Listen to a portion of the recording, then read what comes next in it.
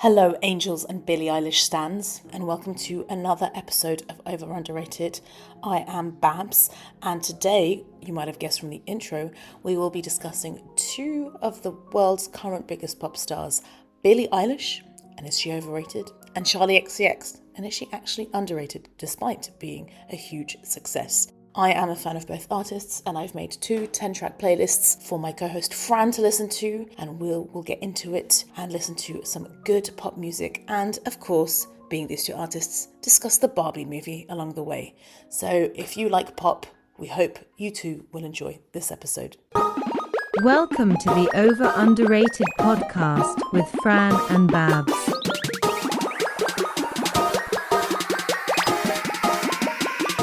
Is it over or underrated? And welcome back to your favourite music podcast, Underrated, with your hosts, Fran and Babs. It is I, Fran, and of course, I'm here with Babs. How are you doing, Babs? Hello, Fran. It is the day after my 36th birthday. I am well, but I am, as you can see only, I am sunburnt to shit because it was sunnier in Brussels than expected, and I made a last-minute decision to take the day off, which was awesome. But my skin is paying the price today. Rock Lobster is a reference to a B-52s episode we did many years ago. Check out season 1, episode 2. A happy podcast birthday. Thank you very much. And it was your birthday as well, not so long ago. It was. I am a Leo. As well. Me too. Just by one day. Otherwise, I'd be a Virgo. A lion and a lioness. And of course. we're very proud. With the pride that is our podcast. Oh, God. Oh, my God. This is, that is sweet and appalling at the same time that we did that. Basic references is what we are. Basic references, basic puns. That's what you can expect. But what music have you been listening to, Fran, to wash the puns away? Golly. Well, I have switched to the dark side. I have now joined Tidal as well for the next 3 months. And? Yeah, it's nice that you can use Spotify playlists. I found an app we can pass them over. But there's a few random albums. Just make no sense why they're not in there. Apart from that, it's all good. You get the lyrics, you get the playlists. I can't tell you if it sounds amazing because I'm using my crappy earphones and not my amazing sound system that I expect is the best way to listen to Tidal. I mean, my headphones aren't that great, but I found quite a big difference between Spotify and Tidal, especially if you listen to Wi-Fi, or if you make it so that the setting is like hi-fi when you're on Wi-Fi internet. I love Tidal. I think my favorite thing about Tidal is the fact that you can add a song to the beginning or the end of your queue, which is really great. You can do play next or add to queue, because sometimes you want to listen to another song next, other times you want to do it. But I've actually had huge problems with the app. In my heart, I'm like, well, the musicians are getting paid more. But what have you been listening to on Tidal? Well, not a lot of new things. I've been listening to some Jenny Lewis. And I have been listening to the last The View album. Just that, I'm not a big View fan, but every Friday I always feel like I should check out what new albums it has to offer, and that randomly came up. I think it's the first View album for like 6 years, and they had 2 good songs in an album of 13. Okay. So high praise. But yeah, nothing amazing. I've just been listening to a lot of noughties music recently. I wonder why. On social media, you will see why. Check out us on Instagram and Twitter, guys. Also known as X. Yeah, no one's calling it X, because type in a musician with X afterwards, and good luck finding their Twitter handle. Exactly.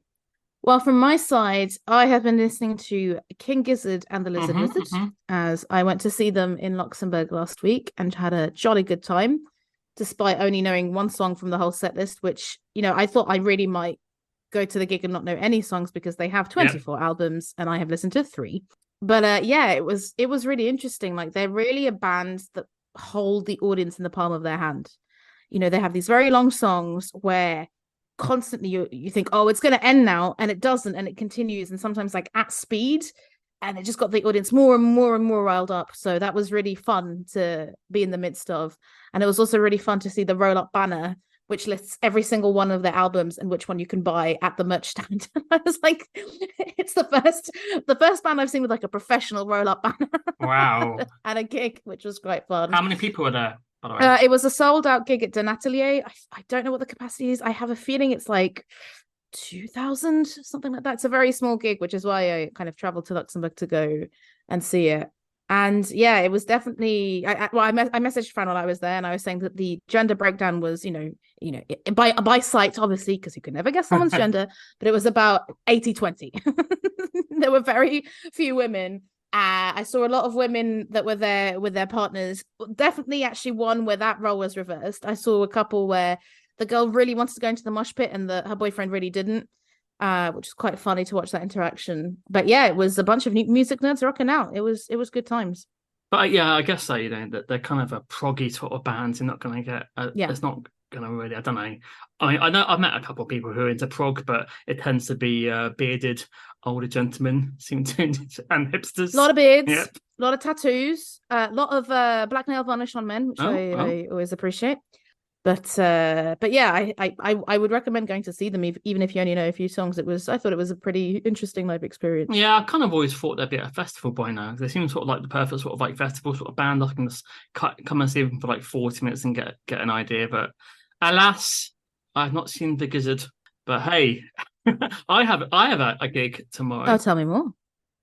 Jealous Nostril, featuring Johnny Burrell from The Razorlight. Is happening hopefully tomorrow night at For Joiners. I know one song, so who knows how good it will be. Have you seen Razorlight live before? I saw Razorlight this year. Oh, and? They're so good. They're still good. His top came off after 4 songs, just like a 2005. I'm glad to hear it. And yeah, no, I actually thought he was always quite a charismatic performer back in the day, and yeah, he still looks virtually the exact same as he did 15, 20 years ago. So yeah, being in a pub of 100 people, it should be pretty cool. Hope. Yeah, that's it, isn't it? Like, I think if King Gizzard had come to Brussels, and especially if they'd come to a bigger venue, I actually maybe wouldn't have gone to see them. But because it was Denatelier, a venue I know so well, and actually, you speaking of the noughties and what we're doing on social media, I went to see Meet Me in the Bathroom recently as well. And one of the bands that's featured quite heavily in the book and the documentary is The Rapture. And I realized that, yeah, The Rapture at Denatelier at the same venue, that they were my gateway to alternative music. Basically, when I went to see them, I knew House of Jealous Lovers, and I left transformed, like really ready to go and listen to indie and all sorts. So yeah, it's very nice to be nostalgic. Speaking of Meet Me in the Bathroom, I am seeing The Strokes, the Yeah Yeah Yeahs, and the Walkmen tomorrow.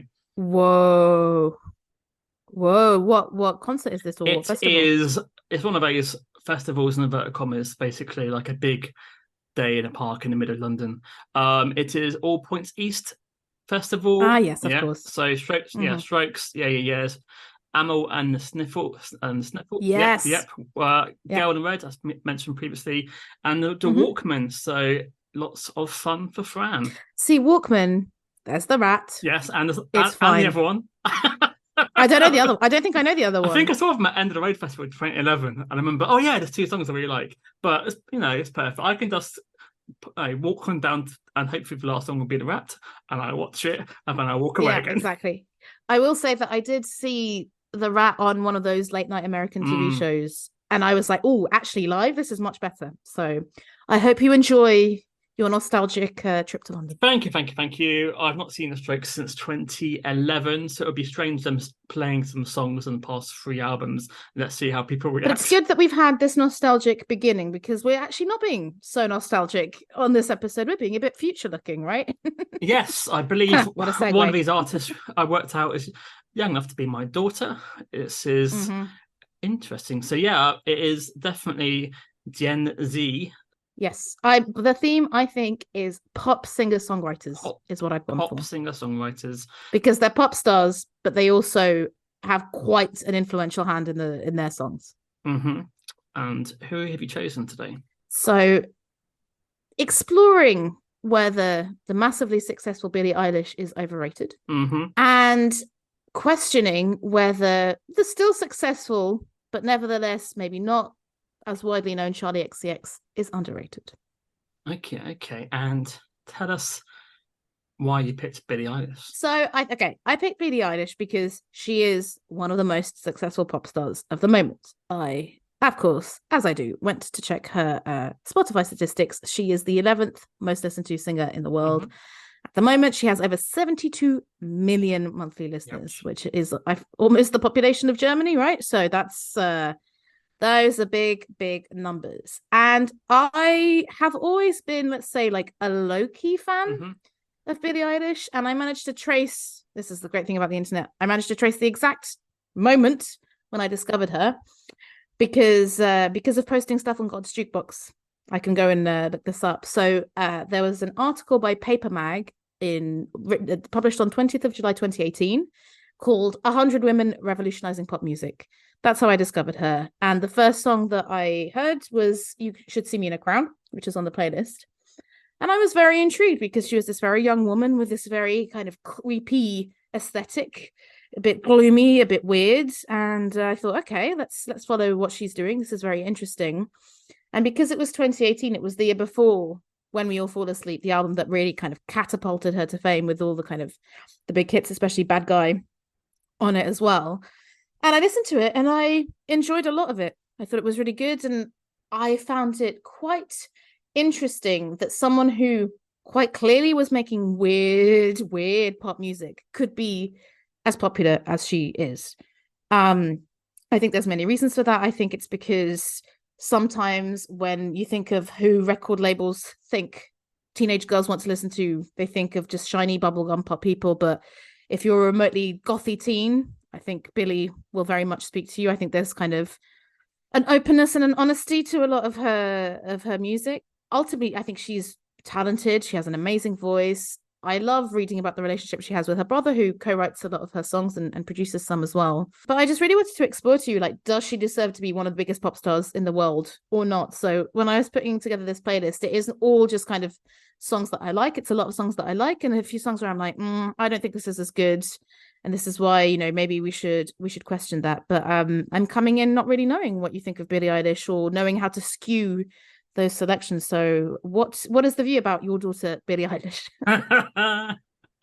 Well, I, like a lot of people, discovered her with Bad Guy back in, was it 2018 or something? I thought, yeah, this is perfectly fine.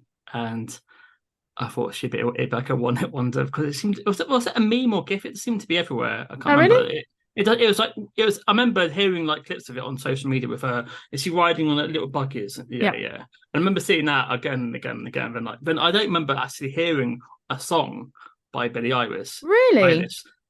You'd hear about people mentioning her, like, but so when you gave me this playlist, I literally knew 2 songs. I wondered how many. Yeah. And yeah, I don't know if that's just because I don't listen to radio as much as I used to, but like for someone who is like, you know, I guess a big enough artist to have played Glastonbury Festival, I believe she's the youngest person to ever do that. And she's done a Bond theme. I don't know that many songs at all. And I've got like a PS5 game called Just Sing. And it had, I think, Happier Ever After was a song on there. Happier Than Ever, yeah. Never heard it in my entire life. And, you know, I'm looking at stats and turns out these are like massive songs. So, yeah, so I saw the film a couple of years ago. It was on Apple TV. Yeah, it was quite dull, to be fair.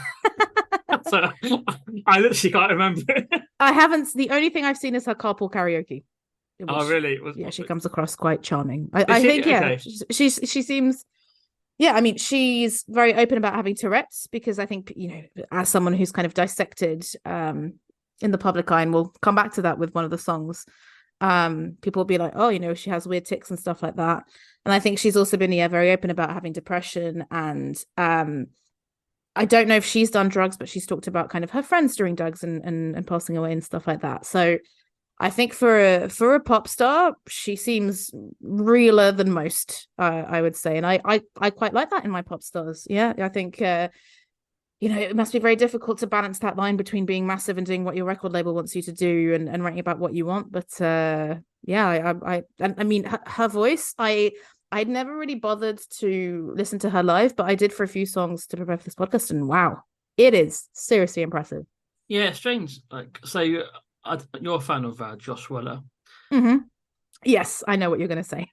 So he does a whole thing about the modern female singers. Tory. Exactly. And that she does unfortunately do that on a few songs. But I think she is the originator for the modern. This is the thing. Like, she's the first person I remember doing this. Although I feel like Switched on Pop needs to do an episode. Well, Switched on Pop recently did an episode on, they call it cursive singing, and it comes from this tweet which says like, oh, you know, when you sing in a way where it feels like you're writing in cursive, as in like the handwriting is all joined up, so like letters blend into one. I don't know if she's so much that. I think she's more like the hushed. But yeah, definitely. I feel like she was one of the first of the modern singers I heard do. And I remember when we discussed Eurovision, and there was the entrance from Bulgaria where I was like, she's doing Billie Eilish basically. Overrated. First pick, Ocean Eyes. He wrote it for his band called the Slightlies, great name for a band, and it is hilarious. I didn't know this story, so he gave it because she wanted to be a dancer, and she had a dance teacher at the Revolution Dance Center I read, and they uploaded it onto SoundCloud so that he would have access to it because he wanted a certain song for some choreography that they were doing, and basically the song went viral overnight. So it was a completely accidental thing of like, they uploaded it to have somewhere where they could send it to this dance teacher, and then it went huge. And then, in 2015, I think she got an injury, a growth plate injury. I have no idea what that is. So then she just decided to kind of focus on the music that, you know, her and her brother also did. I also didn't know until preparing for this podcast that Katy Perry was sent an email about this with hopes of a collaboration. But she said, oh, I thought it was just a blonde girl and the song is boring. And then she dubbed it. Big mistake. Huge mistake. But yeah, I mean, if you know me, you might think, why the hell does Barbara love this ballady song? But I think it's really gorgeous. The ethereal self-harmonization that she's doing at the beginning is lovely. And it isn't one tone, you know, it starts very light, but then again, this kind of bass comes in. And what I really love about Billie's music, and I don't know how much of it is down to her versus down to her brother's production, but there's always unexpected sounds and layers and textures. And so this is kind of like electro dream pop with some glitches, but the glitches are what make it really special. And when you know how she was 13 when the song was recorded, when you compare it to other later songs, you're like, okay, her voice does sound young, but she's absolutely holding her own on this. So I think it's really beautiful. Yeah, because I don't know if this is an early one. I thought, okay, those lyrics are quite deep for a 13-year-old, but they obviously but that was her brother, yeah. But then again, he would only been 17, so it's not as that much older. Yeah, but I think they're a very, very close-knit, arty musical family.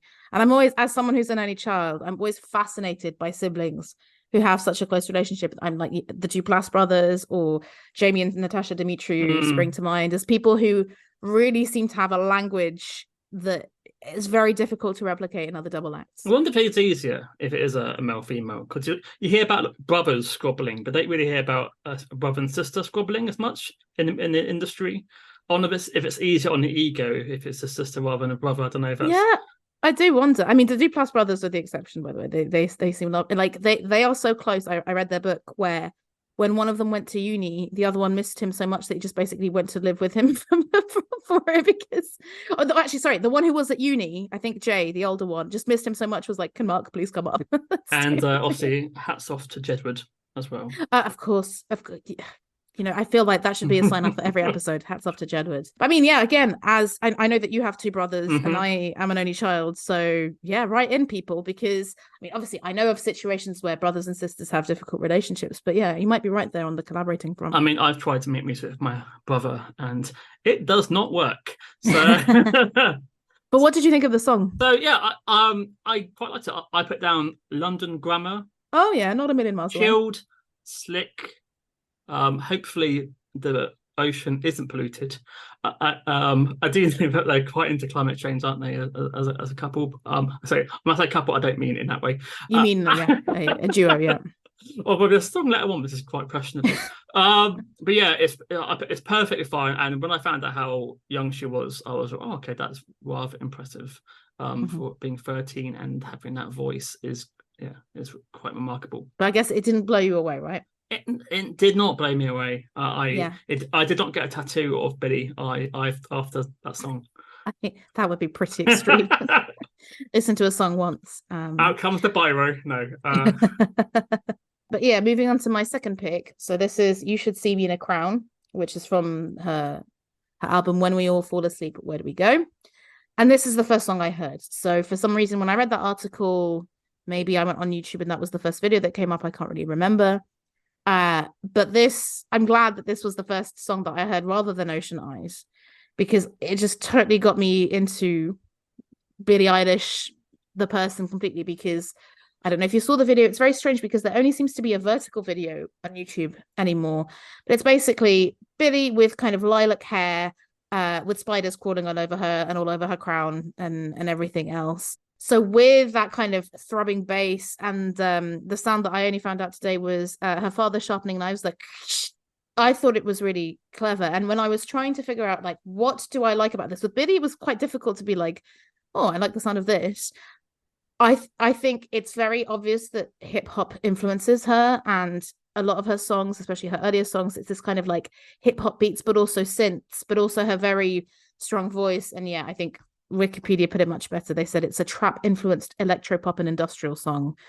She sings over blurring synths and rapid fire hi-hats. Great. Yep, I like that. And did you see what the song's title was inspired by, Fran? Sherlock. And I saw the scene where Moriarty's saying, honey, you should see me in a crown. And the Dutch influence was that they said that the song Human by Seb de Liza, who's a Dutch singer of Iranian origin, was an influence. And I know Seb de Liza, I have a few of her songs saved, but I'd never heard Human. And yeah, it definitely, you can hear that in there, especially the kind of synths and sound effects. But could you see her in a crown, Fran, or is it falling off? It's rocking on the side of her head. I put down this is sci-fi revenge. That's a genre I just made up today. It's maybe a little overproduced for me. It's quite processed vocally and maybe too much going on. I think that could be an issue for a lot of her songs. I think maybe if it's a bit more organic, or like they do throw a lot of weird sort of effects and stuff, and they put a lot of effects on her voice as well. And I'm thinking, sometimes I think maybe just keep it more basic. And there's a song on the playlist which is someone wrote this on YouTube, and I agree.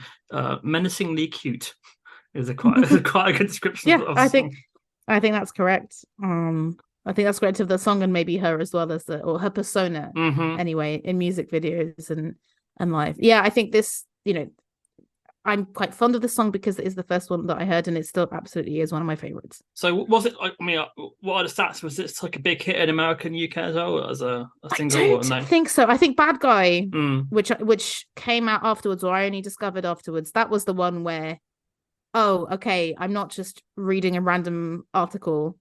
Everyone is talking about it. I didn't, unlike you, I didn't really see it in clips on social media, but yeah, I think this was a single as well because it had a music video. Although I think there was also, I was reading about, there's an animated music video that took 8 months to make, but I couldn't find it. Did you find it? Yeah, because... Oh, okay.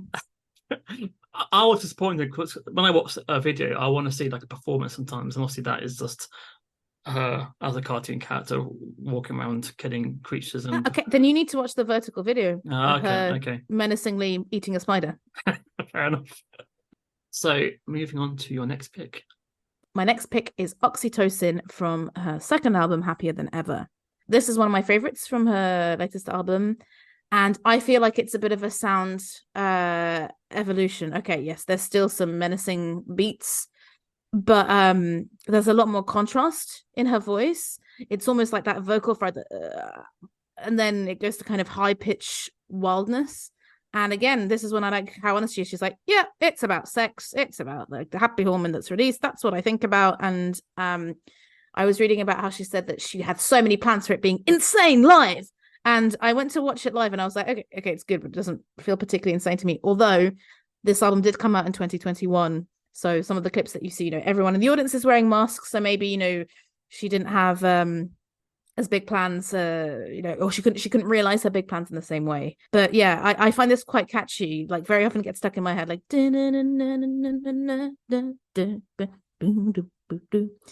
Does it release your oxytocin, or are you dying for a hit of dopamine? Well, this is when I said how awkward it is to write this with your brother. Come on, that is strange. I mean, if you're an artist, you're an artist, right? Like, if you're an artist, you write about everything, and I guess, you have to just see it as two collaborators, right? Yeah, but I wouldn't want to write about sex with my brother. Put that out, put that in for the social media, done. I think it falls between relaxing, chill, and dance, but you can't really dance, but you can maybe sway coolly. Maybe it's a kind of song that you can listen to whilst propped up at a bar. Is that sort of a vibe? Leaning on your elbow, nodding your head. Yeah. Okay, yeah, why not? The guy with the pipe in his hand, just nodding along to it. Yeah, her vocal style I'm not a fan of here, and especially it's got, as you may know, it's got a whispering backing vocal, and we know. Oh, of course. I don't like a whisper. I forgot about the whisper. Oh god, you're gonna hate so many more songs. Yeah. So when she delivers her vocals in a different way, I'm happy. But for this, it got a little bit too annoying for me. But yeah, I'd love to see if there's an interview with Phineas regarding the lyrics of this and how he was with his younger sister talking about it. I mean, he might have helped with the lyrics. I don't know. Yeah, no, but I think that's it, isn't it? Like, if you're writing music, you want to write about all your experiences, and I mean, and some siblings are so close that they can talk about that kind of stuff. So the next track is Everything I Wanted, which was a single in 2019, and then it was added to the reissue of When We All Fall Asleep. This is the first song that I wanted to put forward as overrated because, it has all the hallmarks of a Billie Eilish song and things that I like. And there is a Song Exploder episode with her and Phineas where they talk about the making of this song. But I think there's something a bit more pure pop in this that irritates me a little bit, especially the everything I wanted that just keeps getting repeated. And while, when you read into it about the fact that, she's talking about having her head underwater and apparently one of her biggest fears is drowning. And this whole song is basically about the closeness of her relationship with Phineas and how he's protective over her. And I found it quite moving when I went to watch the YouTube video for the first time. Lots of people in the comments were saying that they have depression and it really helps them deal with it. There was this guy at James Sony who said, as a 31-year-old who suffered from severe depression and anxiety in my early 20s, all I can say is this song depicts it quite beautifully, an acceptance of sinking deeper into the abyss and eventually becoming comfortable with it. To any young people listening to this now, you never truly beat depression, rather get used to it. You can overcome it and rise above it. It's just a matter of motivation and seeking help. Find friends, family, lovers, yourself, and you'll make it through. Just keep going. And I was like, oh, this is all very nice and lovely, but I was like, yeah, this is, I think, one of her more popular songs. And for me, if this was the first song that I was introduced to, I'd been like, okay, this is interesting, but I wouldn't have wanted to listen much further. Yeah, it's quite as simple. So I put down this could be Adele with a different producer in style. I don't mind the chorus, but again, I think maybe it would suit Adele more. Yeah, I noted that. Yeah, it's inspirationless of her falling off from the Golden Gate Bridge and nobody caring. It's a bit sad, but yeah, I'm saying this is a big hit because I thought this was like an album track or something. I would say this is a bit of a fan favorite. Oh, really? Okay, goodness. I think so. Actually, I'm saying that with very little authority. Over underrated. And my next pick is No Time to Die from the film, the soundtrack that she did for James Bond. And I feel very conflicted every time I listen to this song because I think it's mostly a quite boring song. It takes far too long to build, and when you think it's going to deliver, it kind of doesn't. It's in short bursts, and then it doesn't. I feel like it doesn't reach that crescendo. The exception being when she hits the high notes at the end, and that I think is gorgeous. But the little Johnny Marr, didn't realize it was him. Guitar flourishes, meh. And sometimes the strings sound nice, and sometimes they don't. But I will say that I saw her performing it at the Brits with Johnny Marr, Zimmer, and an orchestra. Her voice sounding very close to what it sounds like on the recording, and that was very impressive. So that definitely elevated my my enjoyment of the song. And I, now it did make me be like, yeah, maybe she is someone ready to see live, because with her amazing voice and her brother and the backing band in the background, I'm sure it's quite a special experience. And I imagine this is one of the songs that you knew. Yeah, and I remember like how angry people were that a teenager was going to sing a Bond song. The youngest person ever to record a Bond theme. But then I remember 17. I remember going, well, but Sheila Easton was like, what, 19? It's not really the most controversial thing in the world. Yes, but she's got, like sad eyes and long nails, Fran. I guess the problem is like the people who are saying that thought that she could only do bad guy, and they thought you can't have someone doing a mumbly Bond theme. Can you imagine bad guy in Bond? That would be that would be amazing. Like James Bond, like Tony going, duh. I mean, we had Die Another Day, and that's one of the strangest Bond tunes of all Which time. I love. Do you? I do love. I love it. Everything about that. The film was Analyze the this. film was terrible. Analyze this. I have not seen the film. I've still only seen one Bond film in my life, and that was Skyfall, and I thought it was overrated. I like the score for this, so therefore, I mean, it is her singing on top of the Hans Zimmer score, and I think it's a rather beautiful piece of music. It's nice to hear her vocal clear, and yeah, she does do the long notes, because I think you have to in a Bond track, and yeah, I would say this is my favorite of her songs. Really? Although, okay. I mean, it probably is the least Billie Eilish song as well that she's done. Well, so we have another soundtrack song coming up, and I did see a snippet of her being interviewed by Zane Lowe, and she was saying how like her and Phineas absolutely love writing for films, and she was talking about how for this one it was a dream come true because they had written Bond style songs before, never thinking, of course, that they would ever write a Bond theme when they were younger, and she was picked out by Hans Zimmer as being one of the main ones that he liked. So yeah, they flew out to London to record it with him in the George Martin studios, and it's quite interesting. It's such a random collaboration of like such a random collaboration of Billie Eilish, Johnny Marr, and Hans Zimmer. But yeah, I mean, like I said, I think live it works, but for me on record it doesn't. Well, I wonder who else was on that list. Who these days? Who's a young pop star who could do a Bond theme? I was going to say Dua Lipa because she has a bit of a kind of textured voice, but I guess she's now more known for kind of upbeat songs. But I think she would have the voice for that. I can't think of many young singers these days who will be able to do a Bond theme, but we shall see, I guess, in a couple of years' time. So, moving on to the very aptly named for how I'm feeling right now with all my sunburn, Overheated, which I think is also the name of her upcoming climate change festival. Because as you mentioned, she's really into that, and she's a vegan and everything, which she mentions all the time. And yes, as someone who works in sustainability, lovely to see the youth talking about this, and someone with her platform. I think that's great. But despite that, this is the song which is apparently about all the scrutiny about her appearance. Was it Vogue? She did a cover shoot for a magazine. Did you have the notes? I thought it was Vanity Fair, but I don't know if that's wrong. I will take your word for it, because and she had mentioned before that she deliberately wore baggy clothes all the time because she really didn't want to be sexualized for her appearance.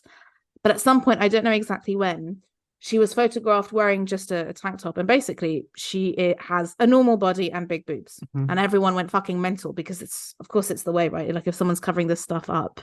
And she was really like blunt, like so refreshingly blunt about. She's like, yeah, I've got DNA that I've got big boobs, get over it. Like and she talked about how she was FaceTiming a guy who was basically kind of something like saying you can't wear a tank top because you've got big boobs, sort of thing, which is just obviously absolutely ridiculous. So I think that Vanity Fair cover came, I think, after this, and I think it was her kind of trying to take back control of like, well, if I'm going to be dressing a bit more risque, I want it to be in a way that I want to do it. So in a corset, in this very kind of classic blonde style. Because she also mentioned when that tank top thing happened, literally her boobs were the number one trending topic on Twitter. That's how deranged this world is. It makes me think as well of that thing that gets mentioned a lot, which is was it The Sun did a countdown to when Charlotte Church turned 18, that's therefore she'd be legal. So that's kind of the themes about it. But yeah, I picked this also because it is one of my favorites from her new album, and I think there is a big difference between the two albums, and I do think the first album is much more kind of gloomy and horror and weird, while this is a bit more bleepy bloopy. especially the beginning, and I quite enjoy that. But do you enjoy a more bleepy bloopy or not so much? Yeah, well, the slurred vocals are back a bit. I liked the instrumentation. I didn't like the fake laugh when she goes, "Stop flirting." That annoyed me a little bit. Oh, okay. If you're gonna laugh, make it. I want it to be genuine, guys. Very specific. No whispering. No fake laughing. Okay. But yeah, it wasn't great. But because I remember like she lost like 100.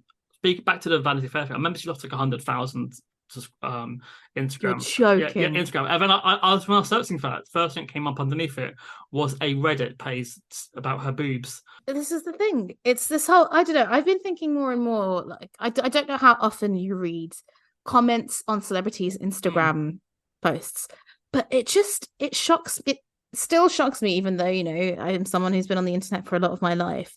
The way that people perceive celebrities and speak to them, it's as if they're not speaking to someone who's human and normal, you know? Like, they will go on a celebrity page and be like, "Oh, but I much preferred your old thing," or something, like in a really blunt way. And it's like, think about this for 1 second. Like, yes, they're famous, yes, they're privileged, but they're still a person.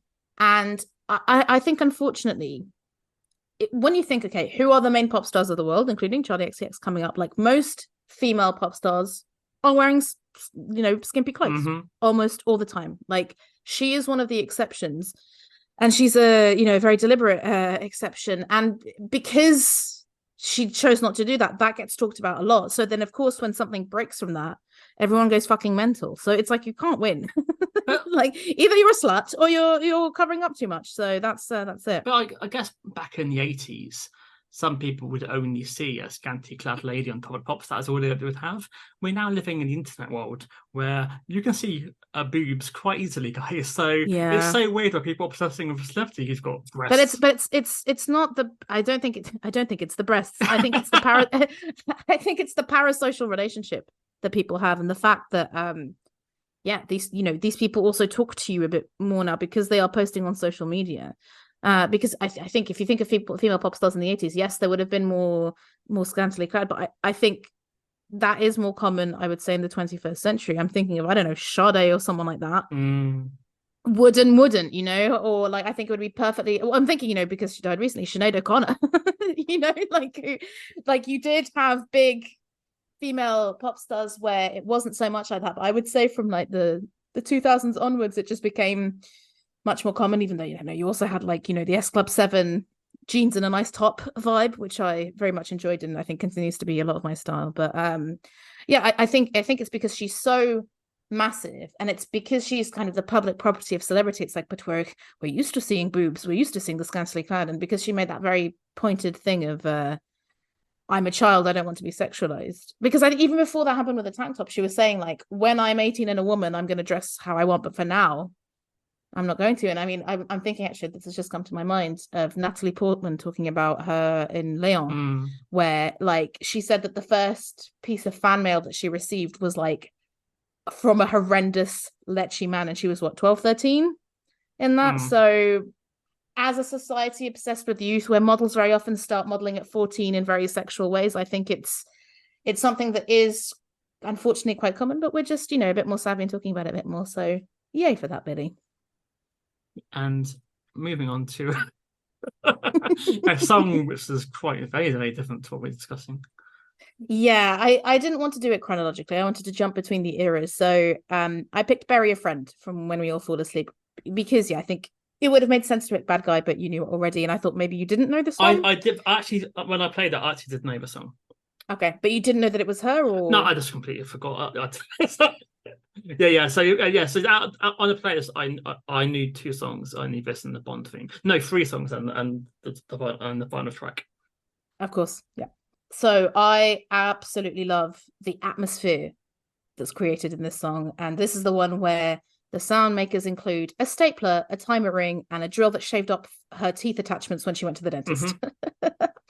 And there's is it from this album where literally the first song is her taking off her Invisalign retainer and going, "I'm taking off my Invisalign." And I remember seeing tweets which was like, wow, when the album came out on iTunes and you could pay for an individual track, and some people were like, imagine if you only had enough money to pay for that first song. That's what you got. Anyway, I'd never really paid attention to the lyrics, but it is written from the point of view of kind of a monster under the bed. And if you watch the very entertaining music video, that's what she's doing. She's a black-eyed monster under a bed in a kind of very claustrophobic corridor with people putting hands all over her and injecting her with weird things. I'm guessing you don't like her voice so much, but I do like the effects here and how it shifts shapes. Jesus Christ. And I saw that some of the comparisons were to Marilyn Manson, but also Kanye West's Black Skinhead, which I'd never listened to before. And I went and listened to it and I was like, oh, well, actually, it is not a million miles away from this. And I had no idea Kanye had made what era songs like that. Of Kanye? 2013, okay. Right? So Yeezus. The old Yeezus era. Well, I guess, I mean, that's when he was that when he was singing with vocoder era? I don't know enough about Kanye West. I like, and now it's like I try not to know too much about Kanye West, but I was like, okay, if they're comparing the song, like, let's go listen to it. And I was like, fucking hell, this is a pretty good song. And I will say I saved it. But is the random man voice, is that her brother or is that no, it is a guy called I had it. It's a guy called Mekhi Rain, who's a British rapper, and I think he's in the music video because there is a guy in the bed and he's saying like Billy and all this kind of stuff. What I read was that they got to know each other because he kept posting pictures of himself on Instagram and putting in the captions, "Where's Billy at?" and tagging her as some kind of joke. So then they became internet friends. And I think she sent him instructions on what she wanted him to say so that it could be added into the song. I enjoyed the industrial experimentation. Reminds me of good old Depeche Mode back in the day when they would use anything around the studio. 9 Inch Nails, right? Yeah. A nice bit of industrial. I enjoyed the production. It's disturbing, but it kept it interesting. Yeah, I don't hate it. So my next pick is my least favorite from this playlist. It is TV from her Guitar Songs EP, which has this song and another song, which I think is called The 30th. I find this song so dull because it's only her and a guitar. I feel like this has been written by an unsigned and undiscovered singer-songwriter. Sounds like an uninspiring Eurovision ballad to me. And for me, it just brings home the fact that I think Billie's at her best. Like, her voice is fantastic. And it's not like she needs to have all the layers and productions for her voice to sound good, but for the music to sound good, she does need a few hip-hop beats and a few bits of electronica for me, because this wasn't it in my view. But did you enjoy it? Not at all. Okay, we're on the same page. It's quite depressing. I think, but I guess she quite, I said, open with depression, and I think looking at YouTube, a lot of people were sharing their stories. So I don't know if that's also part of her popularity. Yes. Yeah, definitely. But it's did nothing for me, unfortunately. I said I haven't looked at the stats. I was like, is this a big popular song? Was this like a random album track? So yeah, it was from this. She releases music, as most modern pop stars do, fairly frequently. But yeah, if you go on Spotify, it is, well, it's no longer totally in order, but it's had 365 million listens, when, let's say, the Barbie song has only had under 200,000. So it's been out for a lot longer, I assume. Yeah, well, but not a lot longer. It's from 2022, so not really. I wonder what we'll be doing. I wonder in 5 years' time. You've headlined Glastonbury. You've done a Bond track. I wonder what her acting. You reckon she'd acting? I don't know. I don't know if that's her kind of thing, but I mean, she's good. I think she's absolutely stunning person, and I just think she's got a very expressive face. Again, watching that interview with Zayn Lowe, there's this bit where she goes, "Read my mouth. These songs are about me," and just the way she kind of is saying that, it's very entertaining. So I feel like she could be potentially a good actor, but I don't know if that's what she's moving on to Goldwing. Is it Goldwing? It is Goldwing. So we're back on Billie's latest album, Happier Than Ever. This song, I discovered so much that I didn't know. So it starts, I've written kind of gospel-y, choir-y. It turns out Fran, that I found out from a Classic FM article, it's based on a Gustav Holst hymn that itself is based on translations of ancient Sanskrit hymns from like 1500 BC, which is unbelievable, because she sings this whole verse to begin with, and it's based on this Holst hymn. So I was like, oh, that's super interesting. So yeah, it sounds very kind of, let's say, classic, but then the Goldwing then gets sampled and pulled out, and then we have the bass and the beats again. And I really like the fact that her voice has been sampled as an instrument. And I especially love when the song really gets into it and she goes, keep your head down, down, down, down, down. Really, really catchy. And I had no idea what a Goldwing was. I went to see what Billie had said, and she says it's kind of a metaphor for a young woman, especially in the street or life that is pure. And I don't mean a virgin. I mean like a young, non-exploited, non-traumatized person, a metaphor for that being a gold-winged angel. Very nice, very nice. I put down, this reminds me of XX a little bit. I'm not a huge fan of XX, so that's interesting. I wasn't a fan of the first album, which got all the praise. I like the third album that no one cares about, so that's the, okay. It shuffles along nicely. I couldn't sing it to you now. It's completely gone from my mind. But I remember she says, that's good, at the end. That's good. It's good. I kind of like, but yeah, I put it down. Yeah, it's so. I've already forgotten about it, unfortunately, and I must have heard it 4 times today. That is interesting because a lot of the song is her repeating Goldwing, like it's sampled, but go on. Try it one more time. I would say 5 times. Try it one more time. I always have a 4-song rule is my podcast. Oh my god, yeah, you're much better than me. Yeah, because I think well, 1, it goes over your head. 2, it has to be more than once. Yeah. So yeah, my process is I listen to the whole lot without just in the background. I then listen to it again and I make notes. I then listen to it again and I look at the lyrics. I then listen to it again with the videos. That's my process. And I feel like that's a good process. I feel like I've seen it. I've looked at lyrics. If it's not in my head after 4 times, I've done my best. Well, I can tell you that for the Underrated Act, it is the first time ever for this podcast that I made all the notes without listening to any of the music because I know the songs so well. But then I did go and watch some videos, and yeah, with Billie, I listened to the songs once and then once with the video or live if there was one. And we're reaching the end of Billie's tracks, and for reasons that will also become clear when we talk about our Underrated Act, I thought I'd pick her song "What Was I Made For" from the Barbie soundtrack. Because as a song, I find it quite boring. It's very quiet.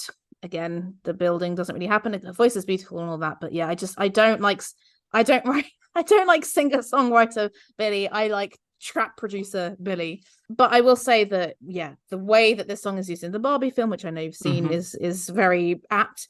And what I hadn't realized was the dual meaning of it, because it's actually about the difficulty of the creative process sometimes, and her kind of questioning, what was I made for to write music, etc., etc. So I was like, wow, that's quite fucking deep that you're able to do that. And yeah, in the music video, it's kind of referencing all these Barbie tropes. So yeah, again, I wanted to make that point that I don't like this side of Billie, but there's usually some merit. But yeah, but it does showcase her vocals, I would say. I like this because I'm a sap. I think it's quite pretty. And again, you mentioned Victoria from Eurovision. I put down my notes. Oh, here we go. It's Victoria from Eurovision, 2002, 22 even. But yeah, sad again. A lot of people on YouTube saying how this makes them feel sad. Good, but happy sad, I believe, is the term. It works very well in the film, and our next act also has a song in the film, but that's not the end of it. Do you know that she also has Synthesia as well? Charli, yes. And Billie. And Billie. Oh, okay. No, I didn't know that it had synesthesia. Oh, okay. I think that if you're going to ask me the question, I am going to ask you the question. I think that maybe she's slightly overrated. Looking at her at the charts, she's had like straight number 1s in so many different countries. She gets millions and millions and millions of plays on YouTube and Spotify. She's headlined Glastonbury. She's done a Bond theme, but I doubt she's aiming at a guy in his 40s. To be fair, I don't know. It is just perfectly fine. But again, she's like ridiculously young. So in 10 years' time, she could be my favorite artist. Yeah. What do you feel that her image and style influence you at all? Because I think for me it definitely does. Like for me, maybe because she's a pop star, yes, the songs of hers that I really like, but I do really like the aesthetic. And I think it's maybe because I was a bit of an alternative teenage girl, and I would have loved having someone like Billie Eilish if I was her age. So it makes me happy that there is someone who is so honest and so direct about being sad, but also talking about sex, all that kind of stuff. Isn't that quite popular these days? I mean, these days, yeah, right? yeah. But not when I was a kid. Yeah. This is the thing. No, I hear you. I mean, with me, I wouldn't call her overrated, because I just think across all of her eras, very, very short eras, obviously, she's only been putting music out since 2015. But she has songs across all the areas that I like. There are songs that I like from that first EP. There are more recent songs of hers that I like too. And I see a bit of an evolution as well. So I think, yeah, like if I were rating my top pop stars, she wouldn't be in my top 10. But yeah, I'm happy she's around, and I think she's making some really interesting music. And I think, yeah, especially like it's so obviously a mix of electronic, industrial, and hip hop, and musically, what other pop stars are doing that? I don't know. I guess because her music's quite minimal, it does mean she can move on to many different styles. Like she's not like used to kitchen sink already. I mean, like we've only heard one side of her music capability. So I guess she could have an exciting time in the future. And yeah, Fran, let's check back in 10 years and see if she's your favorite artist. Check it out. Let's see if I finally have that Billie Eilish tattoo. Exactly. And now a short break. Hey, podcast lovers. Now available, a new podcast experience featuring exclusive miniseries like Food Faves, and all new series that takes a fun look at everyone's real first true love, food. Milky Way Marvels, a lighthearted astronomy series where we explore the fascinating wonders of our galaxy. Pop culture icons, an entertaining, nostalgic look back at various nouns in popular culture. Plus more. Relax, enjoy, listen, laugh, and maybe even learn. Podcast, presented by Sonic Embassy. Now streaming everywhere you listen. Access quick links to your favorite places to listen now at solo.to/Sonic Embassy. Underrated. Welcome back to part 2. We have chatted about Billie Eilish. We're now going to be discussing our underrated pick, and I believe this is someone that Babs has wanted to talk about for a long time. So, Babs, introduce to us Charli xcx. Thank you very much, Fran. This has been on my PBL, my podcast bucket list for a long time. So thank you for joining me today, so I can talk about Charli xcx. So people might be surprised that I've picked someone who is successful as an underrated act. But I've picked her because she is the pop star that I want to have Billie Eilish levels of fame. And I have also picked her because I think she's one of the most innovative pop stars, musicians around. But I would argue, and maybe you can agree with or disagree with me on this, when you think about what her best known songs are, it is the kind of early era Charli xcx. So it's the I Love It, Boom Clap, and Fancy. She might have had more success recently with her latest album, Crash, but I still think people don't know the songs from there as much as they do with those, because those were kind of everywhere in a way that the more recent ones aren't. And having A.G. Cook and Sophie as the influential hyperpop producers that really changed her sound and changed her attitude, I think it's quite a shame that people don't know this era of Charli xcx as well. Yeah, I'm about to contradict myself because while I think she should have Billie Eilish levels of fame and I think she's really innovative, I think she is my favorite artist whose catalog I like the least. And what I mean by that is, yeah, I adore some of her songs, but others I'm quite indifferent to. But I kind of don't mind with her because I think it's just because she's so clearly a workaholic. You see this in the Alone Together documentary, which I believe you have also seen, Fran. She's constantly putting out music, constantly collaborating with all sorts of people. And I don't mind so much. And also, I think what changed it for me was watching her live. So I saw her live in 2019. And apparently, possibly, I found out, thanks to my Hotmail account, I might have seen her in 2012 as a Tom Veck support act. So in 2012, I went to see Tom Veck, and he was supported by Breton Coves and Charli xcx. And I remember Breton, but I can't remember the other. But who knows? I might have seen her, before she was massive. But anyway, when I saw her live, there were a good 3 or 4 songs that I did not like that I left loving. And that has not happened with anyone in the same way as it has with Charli xcx. So that's quite powerful, especially when she is one person on the stage most of the time. So for her to be able to do that with just her presence and her voice, I think she's really impressive. And she seems someone who's a very straight talker, very blunt person. I don't know if you've heard her Netflix show, I'm with the band Nasty Cherry. Have you heard of that at all?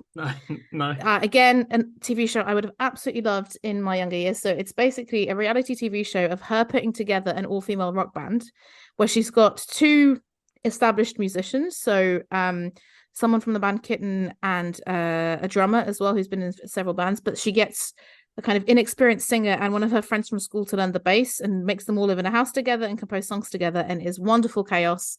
And it has a kind of showdown moment, which is gorgeous. And I find it very interesting that she gives off big kind of, let's say, girl boss energy, but she's also someone very generous with her time and always on the lookout for new and interesting music. There's plenty of people like Tommy Cash and Ray as well, who I first discovered through her. So I really admire her, and the music that I like, I really, really like. And I just, deliberately didn't pick any songs from True Romance or Sucker, or also the How I'm Feeling Now album, because we talked about one of the songs from their anthems in the Best of 2020. And I just wanted to show you as many sides of the Charli xcx that I like. Because, I think you were maybe not, when we discussed anthems, you were talking about the production, but it didn't sound like you were her number one angel. So, what are your views on Charli xcx? Okay, when you first mentioned it, I thought she was American. That's how little I knew about Charli xcx. I didn't know one song. I don't think when I first brought her up. When you first brought her up, I don't think I knew what song. I didn't know, but she did. I Love It. Yeah, but she's featuring. I know she wrote it. She wrote it, then gave it to Icona Pop. Yeah, didn't know that at all. I know Boom Clap. Which interesting. I saw Josh Rudder at Edinburgh this year, and he said that when he was writing songs, he wanted to write a song about the sound of his heartbeat with a Swedish producer. He then said, "No, I don't think it'll work." And then a couple of years later, suddenly Charli xcx had a song which is exactly as his chorus was. Well. Okay. Second mention for Josh Weller on the podcast. I know, and but he said it's fine because he then played some of his demos where he completely ripped off other artists, so he said it's fine. Okay. But, so he's not bitter. It's not. Well, anyway, yes, I didn't know, and I knew that she featured in a lot of artists, and like one thing I did notice with her, with playlists, is that it's always for 5 or 6 people on each song, which is interesting. Not always. I think maybe just the list that I've got. Yeah, you're right. And I always find that confusing. Like, how do 6 people write a song? Like, who? Yeah, and it's like when people are making pennies from publishing, it's mostly what the fuck's happening?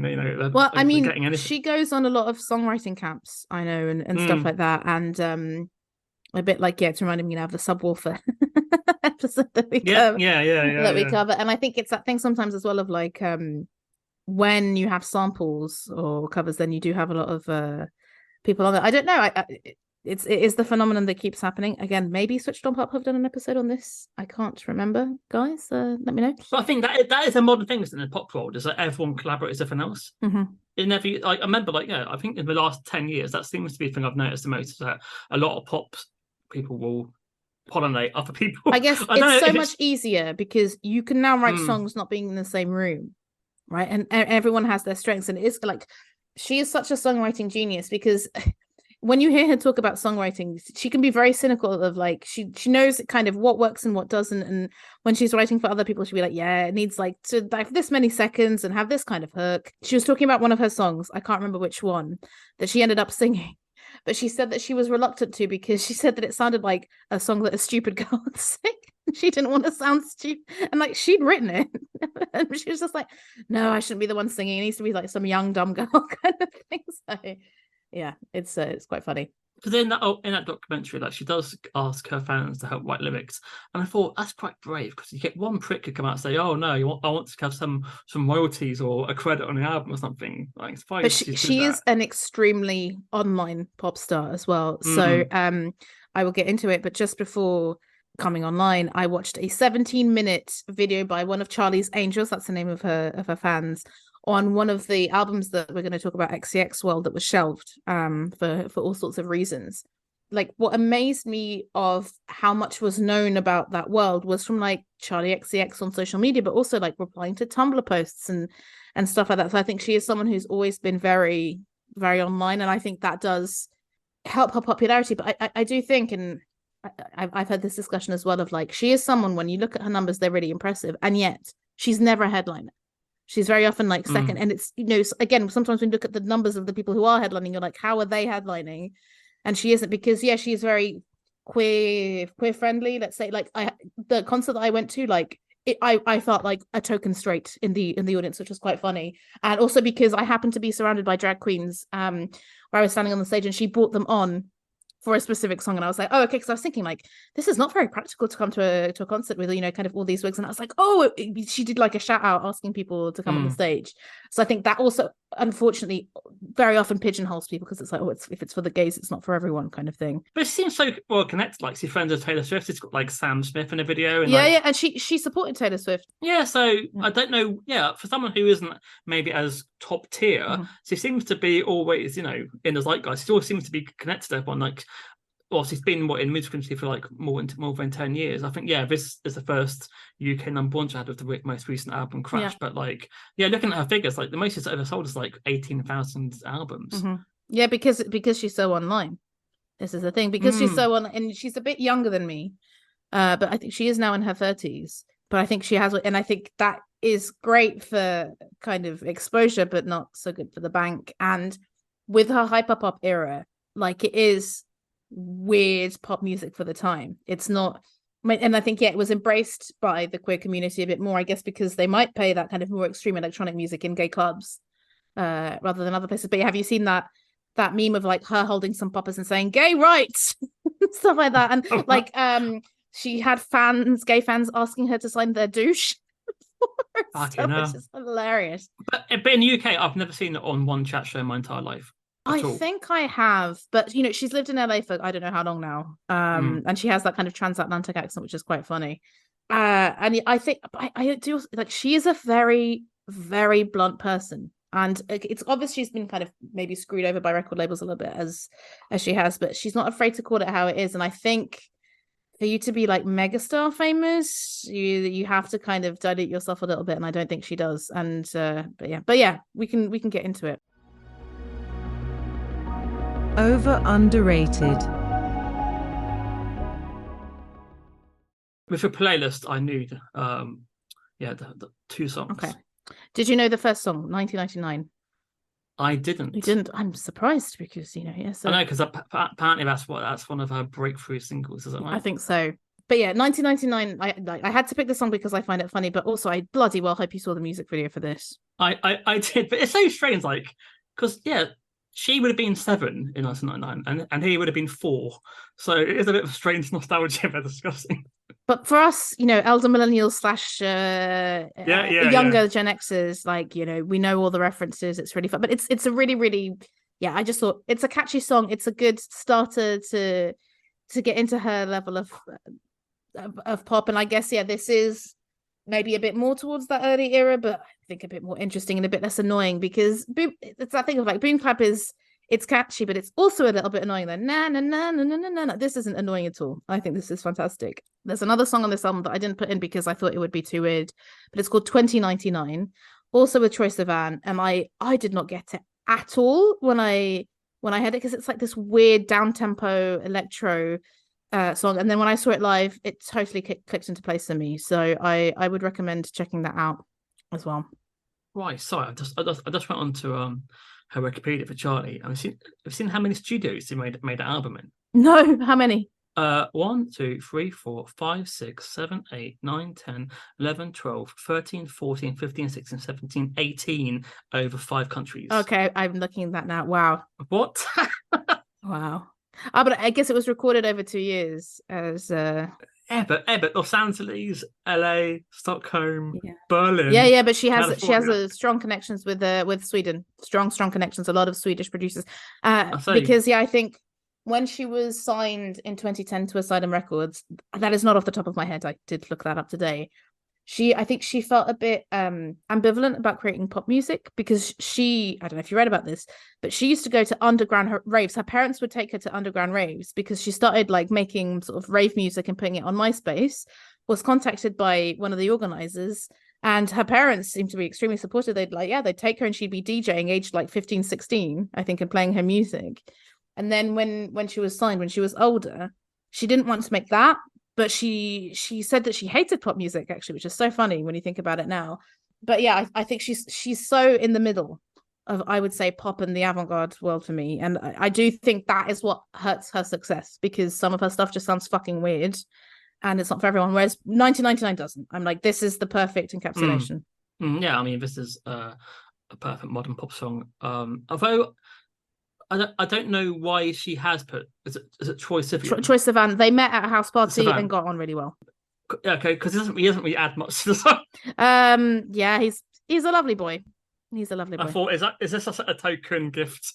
Here, have 2 lines or something to the song. Well, but he's also in 2099 as well, so he does sing in that as well. Okay. So yeah, he comes back.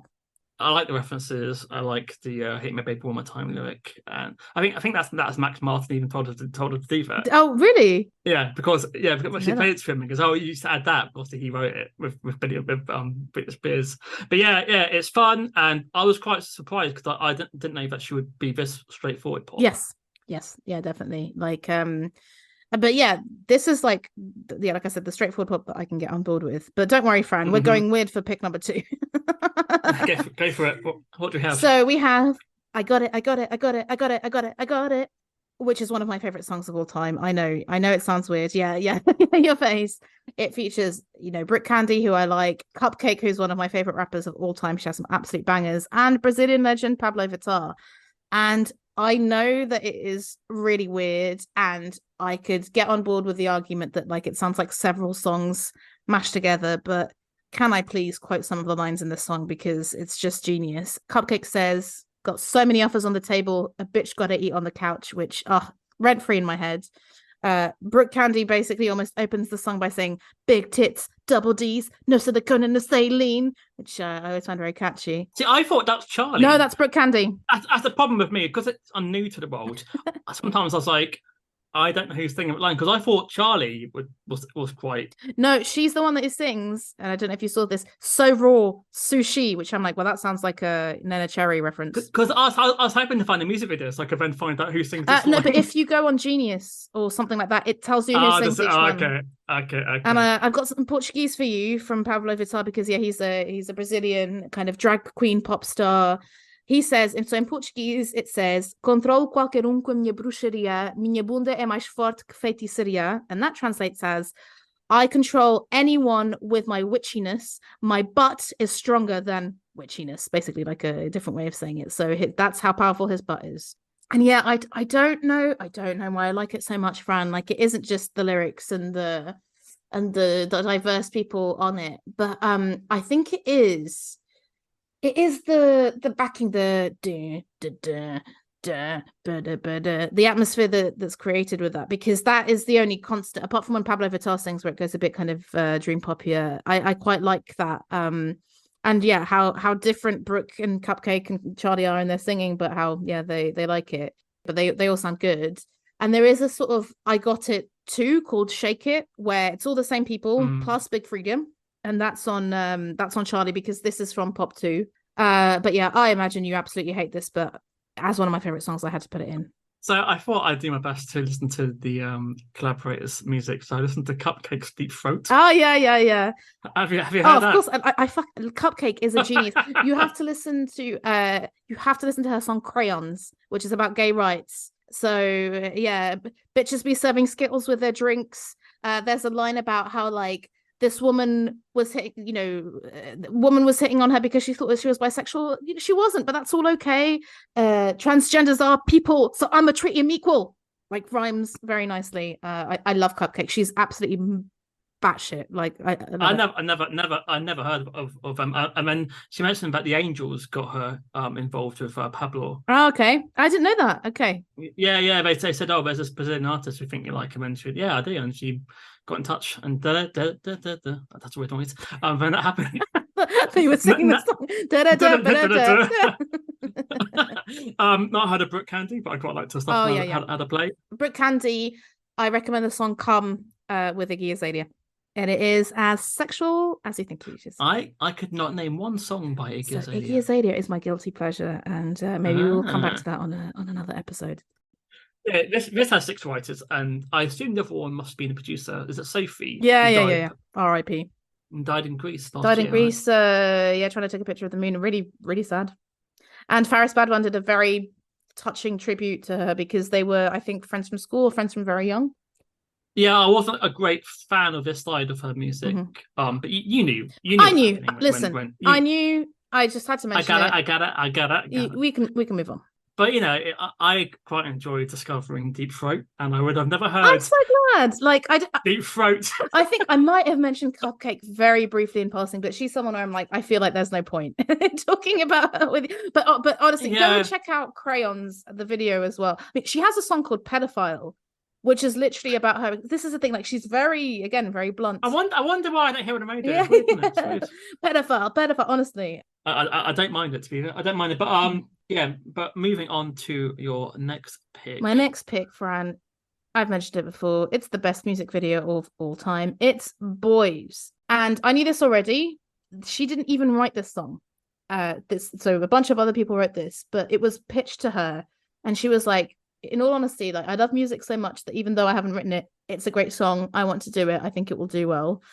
And I think, it did reasonably because of the music video, but I still think that you kind of had to be on the internet to know about it and see the discourse around the music video. You wouldn't listen to it on the radio. Yeah, it is a song that, for me, is very radio friendly, especially with that Super Mario noise at the beginning.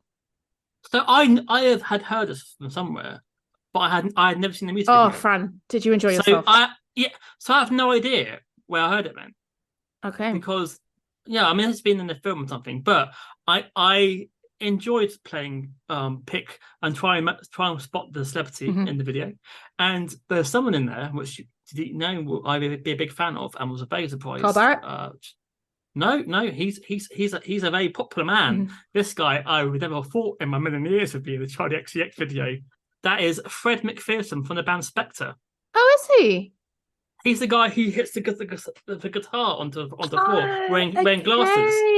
And I was like, wow, because he's not a high. I did not realize because I think I honestly, Fran, got obsessed with this music video when it came out because I'd always said if I became a pop star, rock star, whatever, I was like, I would love to make a music video where I objectify men, as everyone objectified women. And when this music video came out, I was like, this is it. This is what I've been waiting for. So I remember, watching it several times, trying to figure it out, trying to find as many articles about it as I could, because I was like, I don't know who all these people are. Who are the people who I don't know? But no, I didn't realize. It kind of glossed over me. I didn't know who he was. Yeah, going through the list, we've got the Vamps. I would not have expected the Vamps to be a Charli xcx video. It's a really random. And do you know how she recruited some of them? No. Through a celebrity dating app. Is that actually real? You was she said, and she was like, I'm not telling you which ones came from that, but yeah, I thought that was quite funny. One thing that I didn't kind of realize at the time, but then I was like, oh yeah, Mark Ronson and Ezra Koenig are in the same bit. Mark Ronson's combing his hair, Ezra Koenig's brushing his teeth. Mark Ronson was engaged to Rashida Jones, who Ezra Koenig is now married to. So I'm like, oh, okay, that must be very cordial for them to be in the same daughter of Quincy Jones. I only discovered recently. Oh yeah? Oh, okay. I don't know. I didn't know that. Yeah, and Peggy from Twin Peaks. That's her mum. But it's in my head. No one done it before at all, because I don't think so. I guess Madonna did models, but I think what I find really amazing, it very much is the female gaze. I think because it isn't the true female gaze isn't oily, muscly men. It is the whole spectrum, and it was quite touching. I thought how there are lots of guys in the video who are like, oh, I'm a bit fat, and it's really nice to see me being represented. Lots of people being like, oh, this is making me feel a lot better. Or someone was commenting like, oh, I like guys with a bit of a belly. Am I weird for that? And people are like, no, I love it too. And I'm like, again, why is this that a woman has to do this? for it to like, I would love an equivalent of this for women. She may be the Drake Nice for What video is not a million miles away from that, although yeah, it's not really lusting over them. It's actually meant to be a kind of celebration of women. Yeah, it's got a hook. The sound of Sonic the Hedgehog collecting is ring. it Sonic the Hedgehog and not Super Mario? In my head, it's like see, do you know what I thought it was? I thought it was the sound when you switch a Game Boy on, but I don't think it is. My 10-year-old self come up to remember. Yeah, it's a little bit repetitive, but yeah, I mean, Boys has been stuck in my head all day now. So you're busy thinking about Boys. I do love having Boys in my head. Don't you all? He's again that bad boy from work is going to come over soon. You know who from Puerto Rico. If only. If only, the bad boy from work. They're all very good and dull, unfortunately. None of them are going to listen to this. I can say that. But anyway, we are again moving off tangent. So my next pick, my fourth song, is the one I most want to hear from you in great depth about, and that is Vroom Vroom. So I am now the proud owner of a Vroom Vroom baseball cap. Actually, I should probably go and get it. It says Vroom Vroom on the front and Charli xcx on the back because I had a baseball cap that was a Vans baseball cap with some pink skateboards on it. Lasted me for ages. It broke. And just at that time, Charli was selling merch. And so yeah, I bought it. That's my baseball cap of choice. But the first time I heard this song, I thought, what the absolute fuck is going on? But the campy ridiculousness just grew on me.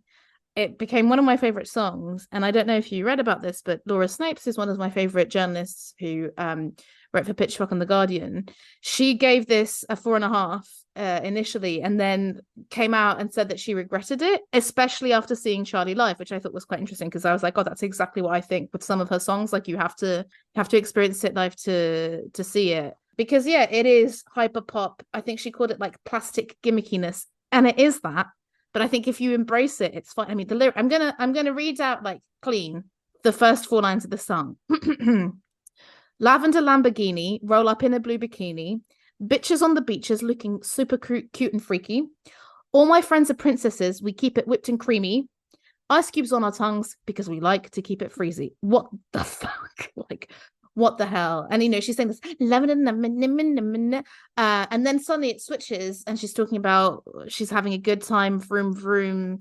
Bitches know they can't catch me, and you're just like, what the fuck is this? Like, did a young child with with access to synths put this together? But I think once I got over how ridiculous it was, I embraced it wholeheartedly. But I wonder, as someone who I'm guessing hasn't heard this before, what did you think of this song?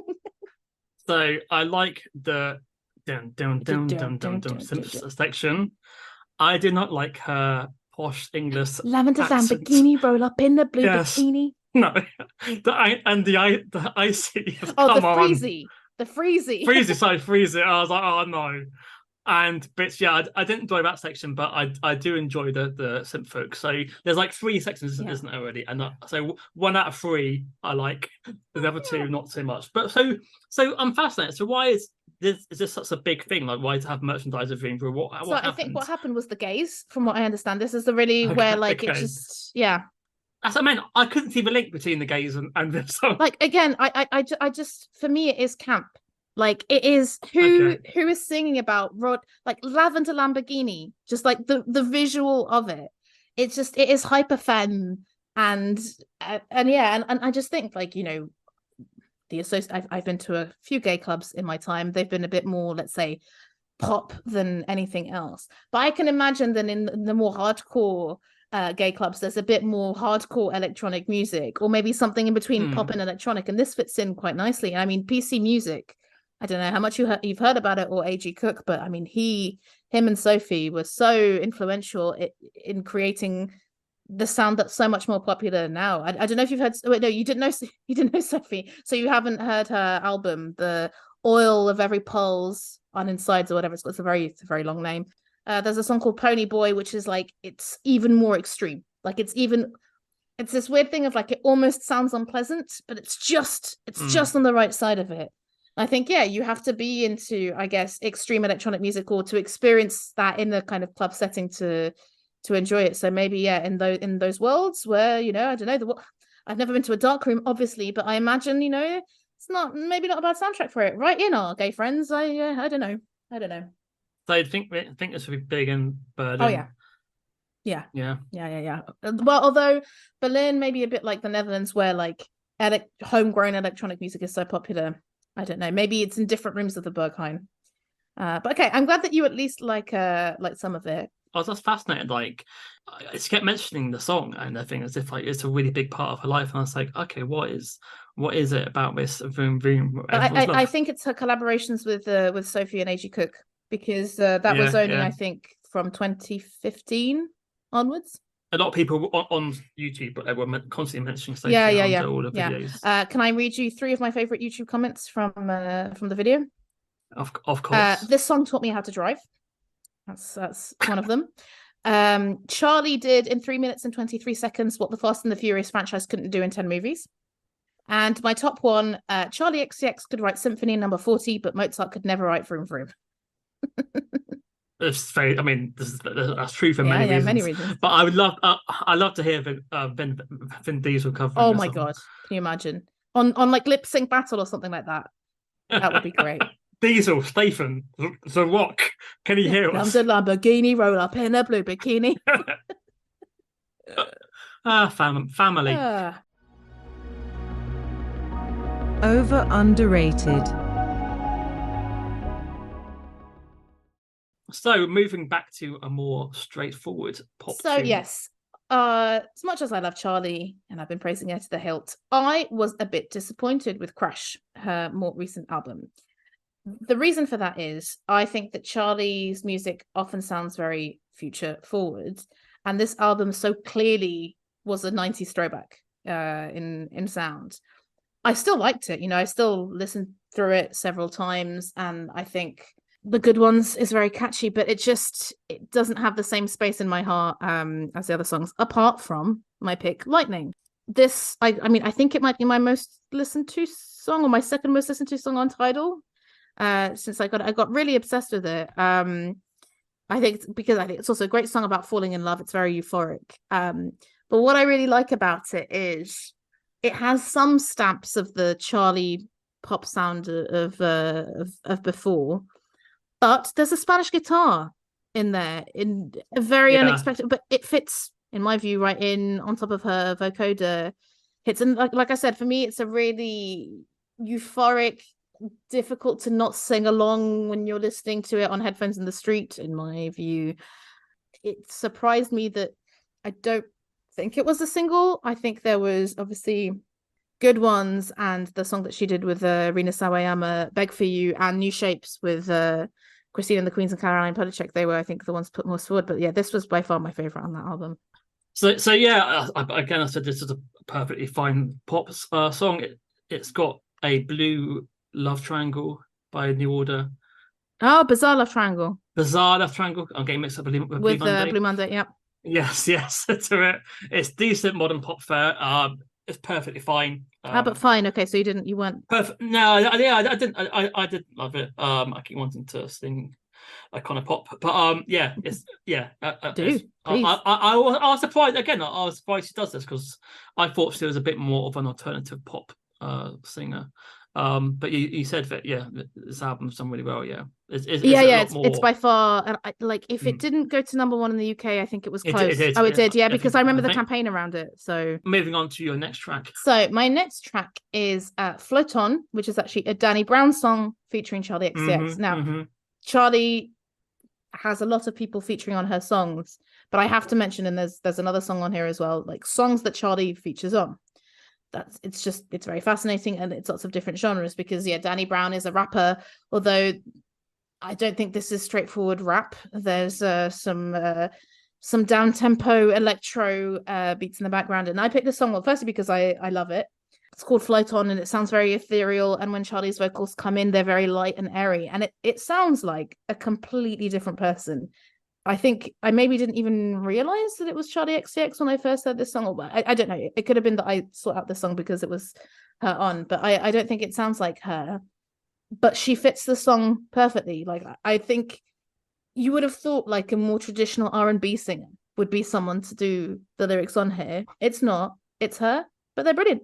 I really like it. And the album that this comes from, by the way, is very good too.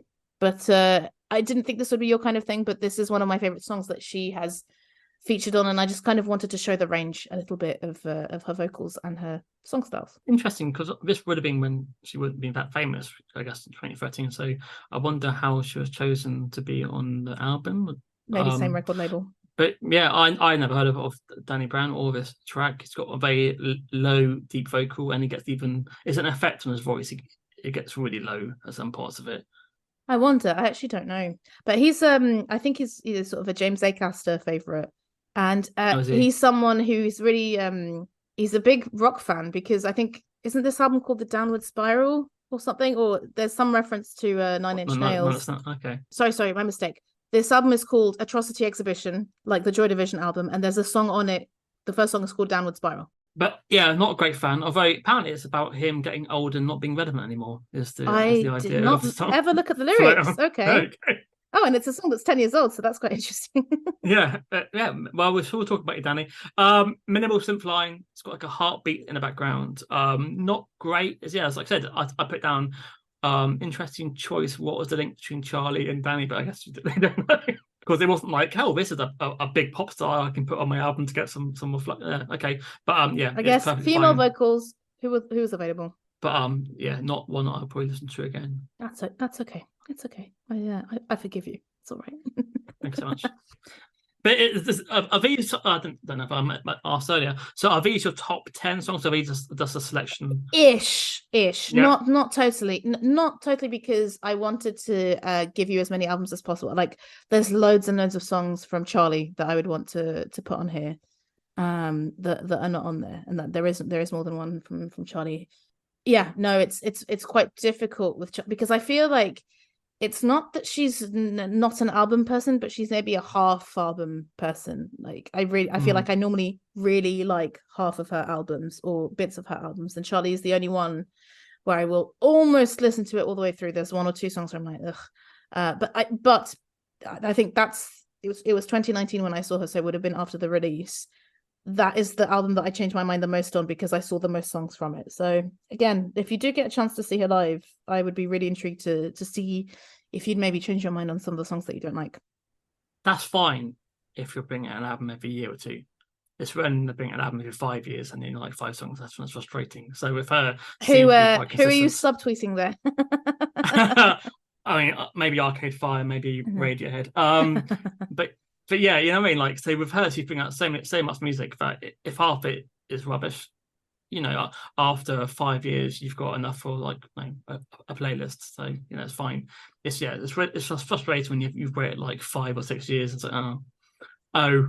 Yeah, but Charli is restless, right? Like, you saw how stressed she was making that album in the documentary, and then it finishes and she's like, okay, what do we do next? And you're like, Jesus Christ, woman, do you not know how to like, I don't identify with this at all. I love to rest. I live to rest. Like, didn't her dad say that's the same for him? Oh, I saw it a while ago. Did he say that in the documentary? Yeah. And is it right that her manager's been with her since he was 14 years old or something ridiculous? I think this is maybe one of the reasons she's so grounded. Like, I think the people that she lives with, I think, are friends from school. Yeah. Something like that, which is really cool. So in that house in LA when they locked down with her boyfriend, he was. I think it was. Yeah, he was saying that he's known her since he was 14. I thought, well, fucking hell, that is some time together, and and also like how much. Yeah, I'm always fascinated with money. Like, how much money has she made? Because she doesn't sell that many albums. Oh, she does so many. Have you seen? Like, I'd forgotten this, but I rewatched the Vroom Vroom video. She's literally holding some Bose speakers. Like, literally, she's dancing with some Bose speakers. And in the Speed Drive video, there's loads of product placement. So because I mean, I googled it, and also if you Google how much someone's worth, it means fuck all. But the guess is 10 million, and the guess for Billie was 50 million. Obviously, that's bullshit. But no, that wouldn't. I don't know. If you do a big tour, I was just curious, because obviously, she's not headlining festivals. She's not. But she writes music for other people as well. So including like oh God, let me get this correct. But I think she was a co-writer on Havana by Camila Cabello. Sorry, she co-wrote Señorita by Camila Cabello. And Shawn Mendes, not Havana. That makes more sense. But yes, we are moving from 2013 to 2019 with the next pick. By the way, I checked Christine and the Queen's pronouns. I think it's he, him now. So I'll just do that. Yeah, because I saw a video that he did where he said, "Oh, I've been living like a man, blah, blah, blah, blah." But I wasn't sure for a while. And I remember I went to see him in Best Kept Secret, and me and George kept being like, "They," but now I checked. It's he, him. I never knew Christina was a they. That's how. Yeah, well, I think because he's always had different personas, right? Because it was Christian the Queens, then it was Chris, then it was Redcar. Okay, didn't know that. And it was so funny because I saw him at Locker-Festen, which was 2019, and I thought, oh yeah, he's really good. But there's a lot of artists where some Vincent was the same thing. Maybe even Lil Nas X a little bit, where I'm like, objectively, I can see that this is good music, but it's, and I'm enjoying this, but it's not so much for me.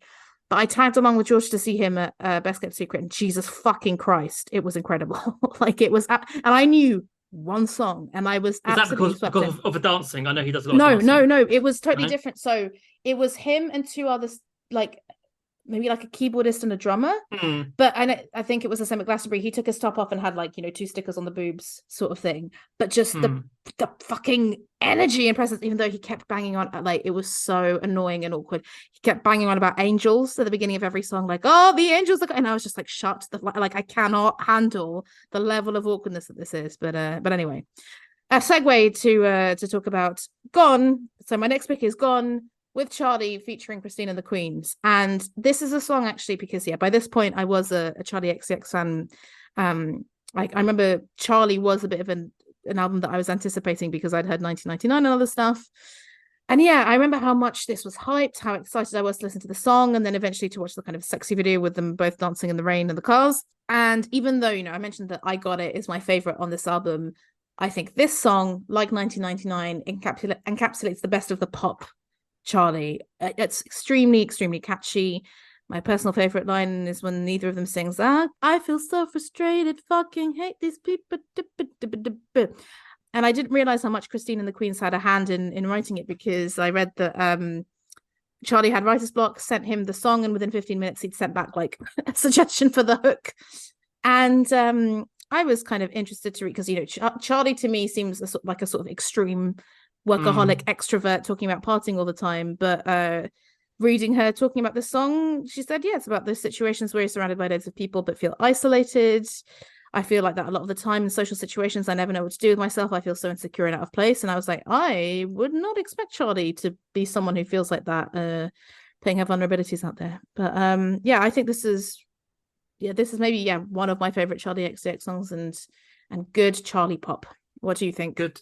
Is it they collaborate more than once? Yes, because they collaborated on New Shapes with Caroline Polachek on the latest album as well. Sure. I think I remember. I mentioned her collaborating, but I couldn't see another song. So I like the metallic production. Metallic is a good description. Metallic. Again, I had to watch the music video because their voices blended so well. I couldn't work out who were singing the lines, obviously, because I'm not the biggest Christina fan. So the vocals work great together. Are you a fan of the song "Wild Boys" by the band Duran Duran? Wild Boys. Yeah, of course. Have you seen the music video? I don't think I have. Tell me more. So in that, a young man called John Taylor is strapped to the top of a car doing that. Okay. And both Christina and Charli are strapped to the same car in this. And I don't know if that was a nod to the Duran Duran. Which wouldn't surprise me. I enjoyed that, but I thought this was a decent pop track, and I can see why it's popular. But it didn't blow me away. But I would put this in the top 3 tracks on the playlist. Very good, very good. Because the next pick, again, I have absolutely no idea what you're gonna make of it, because it's Bounce, the one song that wasn't on Spotify, and I had to send Fran a YouTube link, and the link to this was hard to find because I read about her performing this on Jimmy Kimmel, and I could not find a shred of evidence until I found a subreddit which had it. So I mentioned at the beginning that there was an era of Charli xcx that was kind of lost, and there was meant to be an album called XCX World, which was, I think, mostly produced by Sophie, as was the song. I think Sophie's even shouted out in the song, if I remember correctly. And I had no idea until recently, because I remember stumbling across the song when I was really getting into Charli, stumbling across.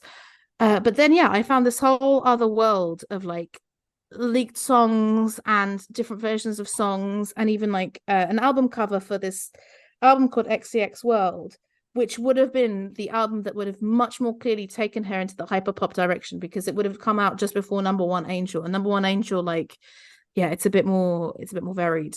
Again, this, I feel like it's in the same universe as Vroom Vroom, like camp and silly and light. And the Jimmy Kimmel performance, did you watch it? No, so you know what? I watched the bounce music videos, but like I watched about 3 different versions. I forgot that. Okay, that's I've only ever heard the one version that I sent to you, so that's interesting. So I'm going to describe to you the Jimmy Kimmel performance. Okay, so Charli xcx is wearing, I'm going to say, a bra and hot pants and possibly boots made of feathers, and the whole backdrop of her surrounding her is feathers. A.G. Cook, the producer, is lying with his eyes shut on like a pillow of feathers and does absolutely nothing throughout the performance. It's just Charli singing this song. It is fucking wild. Like, this feels very avant-garde for Jimmy Kimmel.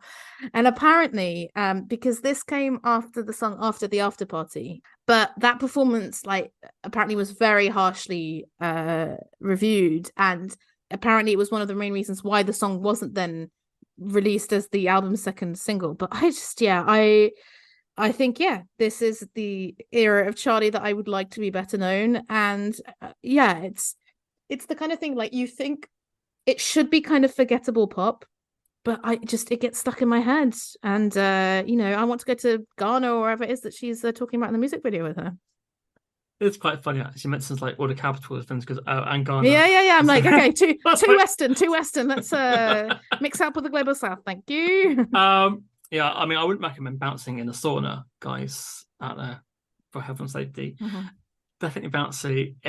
The mid-section music really annoys me. It's really the melody. It's like a really high-pitched sort of noise. I don't know what it was. Mm-hmm. The chorus line is fine. It's fairly repetitive and it's quite. I got confused. I thought this was during lockdown. No, because on YouTube people put, this is for the fans. So the story of what happened. So either. Some people say that it's like, it's her, like the engineer or mixer who was a scammer. But then there were rumors that no, he got scammed. But then there were rumors that her Google Drive was hacked into. Like, there's all these different ones. So I think it's just maybe like in lockdown, maybe somehow people found versions of those songs again and could put it on YouTube. Okay. And this video that I was telling you about, the 17 music video, there's this quite kind of sad clip of Charli talking about these songs, because apparently she's been on the Crash tour. She's been playing them before the as the what's it called, like the pre-show music or something. The pre-show music, and she gets quite emotional because she's like, I really loved working with Sophie and we love these songs, and because of everything that happened, they never got to see the light of day. And I think it's quite difficult for her, because I think it was out of her control that it was shelved. It was her label who decided not to do it after it was. And I think she, again, being such an online person, gets so many fans being like, justice for XCX World and all this kind of stuff. And she was really emotional in this video recorded. So I think she has a bit of a complicated relationship with the music from this era. And especially now that Sophie's passed away. I mean, yeah. As a fan, do you quite like a secret album? Oh my god, yes, because I only discovered today. This is the thing, because I am a fan and I nerd out a little bit, but I'm like, oh my god, there's so much of Charli xcx. So there, she did. I only found this out recently. Her and A.G. Cook did a 24-hour album. They wrote an album in a day, because this is the kind of mad bitch that she is. And I had never heard of it until today. Like, I don't know what I clicked on to get that, because obviously, this isn't all nicely curated in a Wikipedia page necessarily. Like, you have to go and find the random fandom websites. In a way, I love it. And yeah, I only recently discovered a very funny song called Lucy Lou by Charli xcx, where it's like, are you a bad bitch? Do you look super cute? Just like Lucy Lou. Just like Lucy Lou. So yeah, again, not a million miles away from the Vroom Vroom stylings. And I'm like, this is brilliant, because it never ends with her. Like, she's such a hard worker. and like, you know, when I was getting into her, I checked out like every single one of her collaborations, and I saved the ones that I like, and there's so many that like every time I type in Charli xcx to Tidal, I'm like, oh god, yeah, there's this song and that song and that song. So yeah. Has she dabbled with K-pop or anything? Because she's quite visual. Yes, she features on a BTS song. Okay, there you go. Because I think those Dream roles World, would match. Yeah. Okay. Yeah. Okay. So. And I think she said that is it XCX World? She said that I think it's that one because it didn't come out. Was inspired by Japanese pop. So there we go. I was gonna say, I mean, because that is a market you want to get big with, and I'm sure that will work well. So yeah, I'm a fan of a secret album. It's always nice if you meet a fan of a band and then you let them know about an album. Like, what? There's a secret album, and they go, yeah, the secret album. Don't you know? Here's my copy. Yeah, that I torrented off Kazaa. Which another 10,000 people have done. But hey, moving on to David Guetta. And I thought we'd be discussing David Guetta today on Charli xcx. Stranger things have happened, but I agree with you.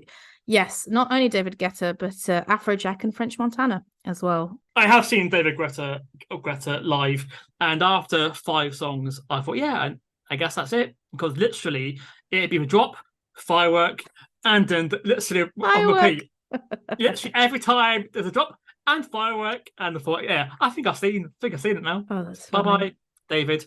But I picked this one not because particularly my deep love for David Guetta. I think this is kind of maybe almost the opposite to the Danny Brown feature song, where here it sounds like Charli xcx, and I think she makes this song with the pull up lyrics. And I didn't know this, but he says on making the song, he's like, this is the record I've been trying to make all my life, which I was like, that's big words. And I feel like it is a more known song of David Guetta, but like he has much bigger. Do you know what I've been listening to that I didn't realize was David Guetta and was just a song that was played all the time? Memories with Kid Cudi. And another dread memories for me. Okay, that one, yeah, okay. Exactly. I was like, oh, didn't know, but obviously much more well-known song than this one. I mean, this is unexpected. Guetta, this isn't the normal fare you have by him. I quite liked the her repeating the lyric like put do, and at the same time there's like a laser beam stuttering underneath it. I think it works really well. Yeah. Not a big fan of the clap at his Afrojack section, but then David Guetta likes to have as many people on his track as possible, like Charli, right? Yeah. That's what they have in common.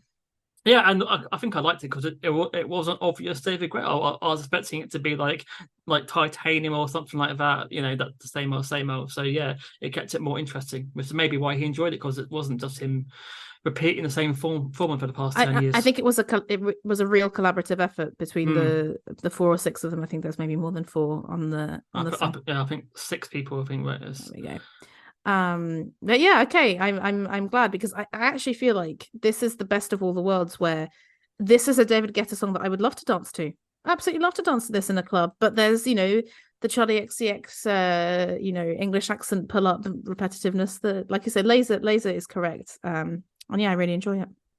And is this your final pick now? Yes, my final pick to mirror the Billie Eilish selections as well is Speed Drive from the Barbie film. And when this song came out, I was like, oh, fantastic, because as someone who didn't like that many songs off How I'm Feeling Now, as much as I enjoyed watching the documentary, as mentioned, felt that Crash was a bit derivative, I was like, we are back to Charli at her best. Even though I don't know if you read the origins of this song.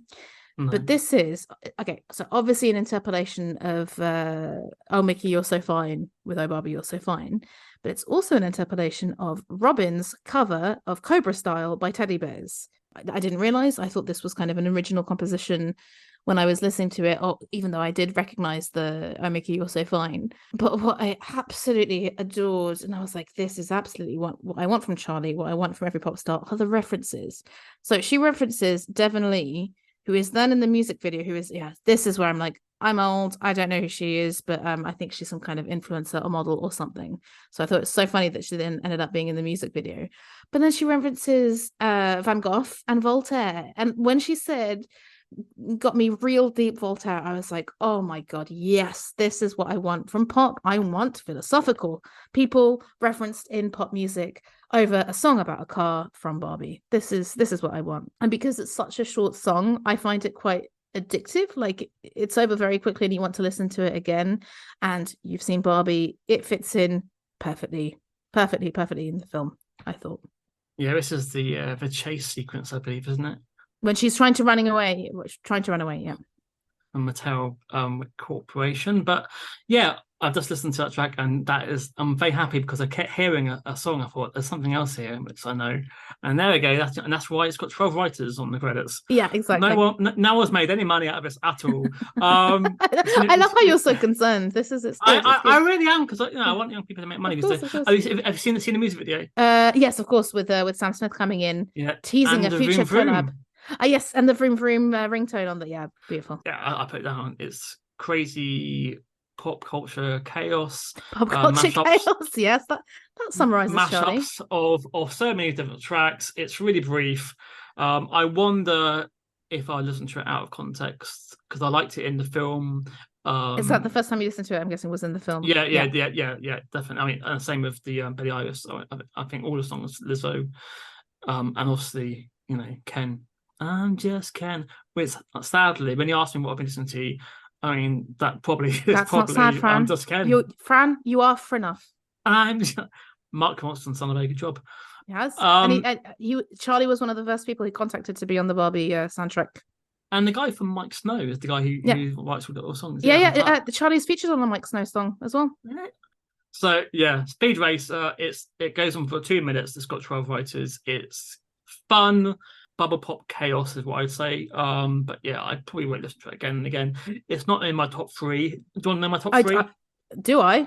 I would say 1999, Boys, and Gone are my top 3 Charli xcx songs I've heard so far. That's a great top 3. I respect that top 3 immensely. I think especially Boys, because I feel like 1999 and Gone, I love them, but they were maybe, let's say, a bit more Fran bait that I'd hope that you'd like. But Boys is a banger. Was Lightning for Fran bait as well? No. Lightning was Babs bait, because I really listened to that song quite obsessively last year. So. Boys, if I was younger and had more time, I would recreate the Boys video, but. If my birthday's just gone. If only it was lockdown, that would have happened. I'd have to find lots of different outfits. Oh well. So, after all that, I wonder if you agree with me that Charli xcx is underrated. I don't know, because I think she's quite popular. Not in my circle, but this is the thing, right? But you've just had a #1 album in the UK. You can't say that underrated, really. But she had a #1 album in the UK after a 12-year career, right? So it's taken her time, but she's still relatively young, and I can't see her getting. She doesn't been on a Barbie fucking soundtrack. Sure. I mean, sure. You can't. Yeah, I was thinking like my argument would have been a bit stronger before the Barbie film. Yeah, I mean, a lot of people have now heard of Charli xcx after that. Yeah, but my point, I totally respect that. But my point is, people might have heard of Charli xcx and they might have heard Fancy and Speed Drive, but they haven't heard of Vroom Vroom. Like they haven't heard of if even Boys. This is what I'm saying. Like maybe 1999 is a bit bigger, but I do think that some of her songs, which define her sound much better and really make her stand out from the crowd, are not the ones that she's best known for, and that's why I put her forward as underrated. But she's 205th in the world, and she's got 24 million monthly listeners. But also, I looked at Metacritic, and each album has an average of like over 75. So she's highly regarded by critics as well. So she's got a lot. Vroom Vroom. She has a lot going for her. But I think like, was it True Romance didn't have bad reviews. Yeah. I think it got like 65 or something. But yeah, she's going to be collaborating with people like Stan Smith, and I'm sure she will be. I am really the one that I'm like, why haven't? So she did apparently a techno song with Grimes. That is what I want to listen to. Yes. Is there any other dream collaborations for you? Oh yeah, well yeah. What I also only found out. So I saw Azalea Banks, who one day maybe we will talk about her, because a bit obsessed with her, as hella problematic as she is. So I saw Azalea Banks at the London Aquarium. I think I mentioned this before, on her Mermaid tour. But apparently Charli supported her on her Mermaid tour, and I was like, that is like a dream, like support band and collab. So yeah, Azalea Banks for me. Okay, so by the time this comes out, who knows? Billie Eilish and Charli xcx could have collaborated. Stranger things have happened. I think that would be really good. Like, on the more kind of electronica bit, and their voices are completely different. So that could be it. Well, actually, yeah, Billie, like I said, Khalid is the only Billie Eilish song that I have definitely heard and definitely can't remember. It'll be interesting to see the voices together. And yeah, I think Charli xcx, I think she might be a little bit insecure about her voice, or has talked about kind of like using like being very open about using auto-tune and stuff like that. But I quite like her voice. I quite like her delivery, and to more pop stars, pop singer-songwriters like Charli and Billie. Cheers. Cheers. And congratulations, you have just finished our longest one-part episode, 1 hour and 49 minutes. Sometimes, you just can't cut out some good chat.